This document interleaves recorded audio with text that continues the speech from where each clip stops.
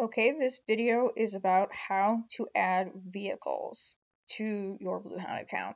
So first you're going to log in, and then you're going to come to your home screen right here, and then you're going to go over to the left hand bar right here and click on vehicles. And you can see there's already two in here. So if we want to add a new one, we're going to go down to the bottom to this plus mark sign to add a new vehicle. And then right here, we can add in our brand. So let's say we have Ford, and I already typed in Ford, so that's why there is a drop down that says it. Type, so Ford, say we have a Explorer. So again, I have a drop down because I typed it in once.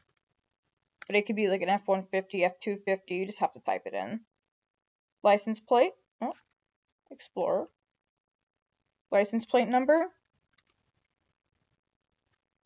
Driver, and this is my account right now, but like I'm on the test account, so I can assign myself or I can assign somebody else. So I can assign a craftsman, a foreman, or inventory manager.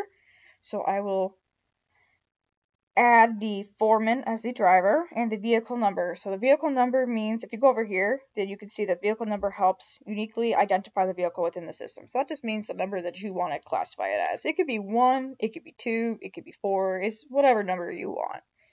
So we'll say it's vehicle number 1. And if you ever have any, if you don't know, if you don't remember what's supposed to go into here, there's always these little eyes right here to help, information buttons to help you figure out what each section needs, like what each section needs to be filled in with.